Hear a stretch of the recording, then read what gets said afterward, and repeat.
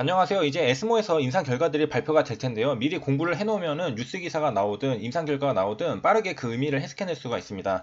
그래서 이번 시간에는 리보세라님도 이제 TKI거든요. 저번 시간에 이래사랑 병용요법을 한다고 했죠. 이래사도 TKI고 리보세라님도 TKI입니다. 그래서 2세대 표적 항암제라는 것을 알 수가 있는데요. 좀 더 깊이 작용 기전이 무엇인지에 대해서 보고 장점은 뭔지도 살펴보도록 하겠습니다. 그래서 일반적으로 리버세란집 하면은 신생혈관 억제제라고 많이들 이제 알고 계시죠? 그래서 뭐 좀 더 자세히 들여다 보면은 타이로신 키나제 억제제라고도 할 수가 있습니다. 그래서 저분자 화합물 스몰 몰레큘이라고 되어 있는데요. 어쨌든 중요한 것은 신호 전달을 막는 겁니다. 그래서 신호 전달이 과하게 돼가지고 혈관이 많이 생성된다. 그걸 막는 거. 뭐 신호 전달이 많이 돼가지고 상피세포가 많이 생성된다. 그걸 막는 거. 이런 작용 기전들로 하는 게 표적이거든요. 그래서 어떻게 작용을 하느냐라는 것을 살펴보면은 여기 서브스트레이트라는 게 있는데요. 기질이라고 한글로 말을 할 수가 있습니다.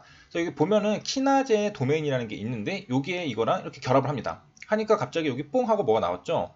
그래서 여기 영어를 보면은 포스포릴레이션이라고 되어 있는데 이게 바로 인산화입니다. 우리가 저번 시간에 봤던 건데 이 인산화라는 건 게 이제 단백질에 인산기를 추가하는 화학 반응입니다. 그리고 화학 반응이니까 뭐 촉매가 있겠죠. 그래서 인산화를 촉매하는 효소를 키나제라고 부르게 됩니다. 그리고 단백질 키나제를 뭐 일반적으로 그냥 키나제라고 부르는 경우가 있다. 그래서 키나제라고 한다면은 뭐 단백질 키나제구나라고 생각을 하시면 되겠습니다.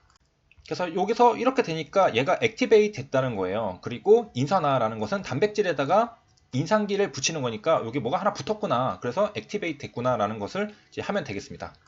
이런 과정들을 거쳐서 신호가 전달된다는 것을 이제 알고 있다면은 이거를 억제하고 방해하면 되겠죠. TKI의 I가 인히비터라는 뜻이거든요. 그래서 방해하다, 억제하다는 뜻입니다. 그래서 보니까 여기 키나제 도메인 쪽에 뭐 주황색 동그란 게 붙어버렸습니다. 뭐냐면은 이게 아이마티닙이라고 하는데 이것도 유명한 약입니다. 그래서 이게 여기 바인딩 사이트 있는데 여기 붙어버렸어요. 그러니까 이제 서브스트레이트이 붙지를 못하죠. 그러니까 아까처럼 이렇게 인산화를 할 수가 없습니다. 그러니까 당연히 신호 전달도 되지 않겠죠. 그러니까 당연하게 얘도 보면은 여기 보면 proliferation이라고 적혀 있는데 이거는 뭐 증식하다 그런 뜻입니다. 그러니까 신호가 전달되지 않으니까 얘도 더 이상 힘을 못 쓰는 거죠. 그래서 2세대 표적 치료제라고 한다면은 이제 굶겨 죽인다라는 그런 뜻을 많이 말을 하잖아요. 그래서 그런 겁니다. 그래서 이제 여러 가지 종류가 있는데 EGFR 같은 경우에는 상피세포가 성장하는 것, 분열하는 것을 억제하는 것이 있고 VEGFR 같은 경우에는 이제 혈관 생성이 억제가 되는 그런 게 있습니다. 신호 전달이 안 되니까 그게 막히는 거죠. 자, 그래서 이제 정리를 한번 하도록 하겠습니다. 그래서 아까 봤듯이 이제 프로틴 키나제, 단백질 키나제라고 되어 있거든요. 그래서 일반적으로 이거를 그냥 키나제가 프로틴 키나제라고 아시면 된다라고 아까 봤었습니다. 위키피디아에서. 그래서 이거는 이제 보통 무슨 역할을 하느냐? 세포 신호 전달을 하는구나라고 생각하시면 됩니다. 그래서 신호가 방해가 받으면은 이제 안 된다. 뭐가 안 되냐? 이제 세포 성장 이런 것들이 이제 과하게 될 경우 문제 되는 건데 과하게 되는 것을 막아준다라는 것이고. 그래서 이제 병용요법 하는 이제 3상 임상 결과를 이제 구두 발표하죠. 에스모에서 HLB 리보세라님이랑 이래사 둘 다 TKI에 속한다는 걸 알 수가 있는데 보면은 영어로 티로신, 뭐 타이로신이라고도 하고요. 키나제, 카이네스라고도 합니다. 그래서 티로신, 키나제, 인히비터라고 되어 있고 TKI라고 줄여서 말을 하게 됩니다. 리보세라님 같은 경우에는 VEGFR이고요. 그 다음에 이래사 같은 경우에는 EGFR입니다. 뭐 특이한 점은 보통은 이제 2세대랑 3세대를 같이 병용을 하잖아요. 뭐 캄레니 주마비랑 아파티님 이렇게 같이 하는 경우가 많은데 요거 같은 경우에는 둘 다 표적 치료제로 같이 하는 것을 알 수가 있습니다. 병용요법을 말이죠. NSCLC. 그래서 이제 프로틴 키나제 종류 중에서도 특수한 게 또 티로신 키나제 아까 봤던 요거가 있는 걸 알 수가 있고요.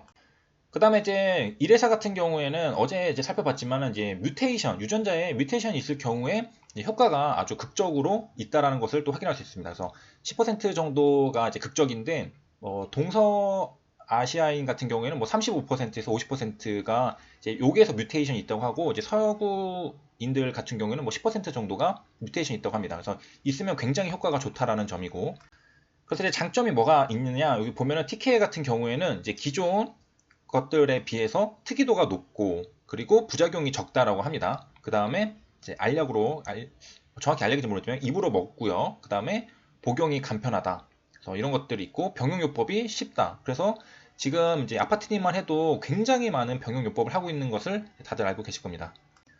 부작용 측면도 중요한 게 뭐냐면은 아무리 효과가 있어도 몸이 상해버리면은 부작용이 크다면은 그거는 일단은 탈락이거든요. 그렇기 때문에 이것도 굉장히 중요한 부분이고 그 다음에 이거 뒤에는 제 추측이지만은 이제 병용으로 쓰고 싶어도 부작용이 막 크다면은 이제 같이 쓰긴 좀 부담스러울 수 있을 겁니다. 근데 부작용이 적다면은 같이 병용으로 이제 하기도 좀 부담이 좀 덜하지 않을까. 그 다음에 이제 추가로 티로시 키네제 이니비터, 여기 키네제 같은 경우에 두 가지 종류가 있다고 해요. 하나는 요 세포막에 존재하는 게 있고요. 리세터 티로신 키네제라고 적혀 있고, 그 다음에 두 번째는 요거는 세포 내에서 작용하는 게 있다고 합니다. 그래서 넌 리세터 티로신 키네제라고 적혀 있고요. 그래서 우리가 이제 많이 알고 있는 건 요겁니다. 1번에 있는 거 EGFR 패밀리, 뭐 VEGFR 패밀리, 여기에는 1회사, 여기에는 리보세라님 이렇게 있겠고요. 그 다음에 이제 2번 같은 경우에 넌 리세터는 우리가 이제 아까 봤던 요거 이제 그림을 이제 기억하시죠? 여기 보면 아이마티닙이라고 되는데 이거 유명한 약이라고 했습니다. 요런 게 이제 넌 리세터에 해당이 되는 겁니다. 바로 그 유명한 글리백이 아이마티닙이라는 것입니다. 그래서 이게 2001년도에 FDA 승인을 받았는데요. 최초로 받은 TKI입니다. 그래서 이게 나오고서 2003년에 1회사도 나오고 했습니다. 여기 보면 이제 EGFR TKI에 여기 1회사가 있는 것을 확인할 수가 있겠습니다. 여러 가지 이제 작용 기전들이 있고 효능이 있는데 이거는 NSCLC로 FDA 승인을 이미 받은 신약이라는 것을 알 수가 있겠고요. 역사도 좀 됐죠, 이제는. 2003년이니까 한 17년 정도. 그래서 안정성, 효능 같은 것은 이미 검증이 거의 다 끝나 있는 상태라고 알 수가 있겠고, 뭐 내성 문제가 이제 2세대 같은 경우에는 표적 치료제 같은 경우는 있는데 이게 발생하는 이유를 여기 적어 놨는데 좀 보면은 이제 결합하는 부위에 또다시 뮤테이션이 일어나는 경우가 있다고 합니다. 그래가지고 내성이 생길 수 있다. 그 다음에 이제 VGFR도 있고 1도 있고 2도 있고 3도 있죠. 리보세라닙은 뭐에 해당할까요? 리보세라닙 같은 경우에는 VGFR2를 선택적으로 억제를 합니다. 그래서 이제 여기 종류를 한번 보면은 이제 소라페닙 유명하죠. 넥사바가 있고 그 다음에 수텐 이것도 있고 그 다음에 여기 보면은 멀티플 TK라고 되어 있는데요. 이제 다중이라는 뜻입니다. 그래서 여기 밑에 그림을 보면은 이제 아마도 이제 다중이라는 뜻은 여러 군데에 이제 작용을 한다는 건데 여기 보면은 이게 수텐이거든요.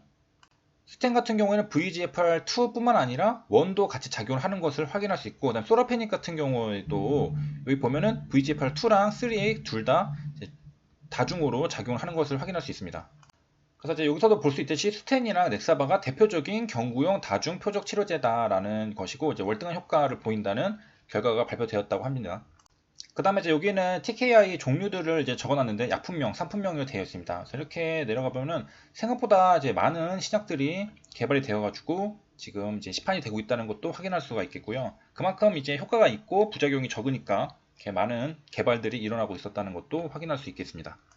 그 다음에 이번에 이제 리보세라닙이랑 이레사랑 이제 NSCLC에 관련해서 3상 결과를 발표를 하잖아요. 여기 보면은 여기 적응증의 부분에도 NSCLC가 이제 굉장히 많은 것을 알 수가 있습니다. 여기도 있고 여기도 있고 그 다음에 내려가면 또 여기도 있고, 그래서 이제 같은 TKI에 속해 있던 약제들도 이제 NSCLC 효능이 있었다는 것, 그 다음에 이래사는 이미 이제 승인을 받았다는 것, 그 다음에 요거에 저항성을 가진 경우에도 리보세라닙 병용을 하면 효과가 좋았다는 저번 영상들을 다 토대로 보면은 좀 기대를 해보지 않을 수 없는, 기대를 해볼 수 있는 그런 임상 결과가 아닐까 생각을 해봅니다. 여기까지 시청해주셔서 감사합니다.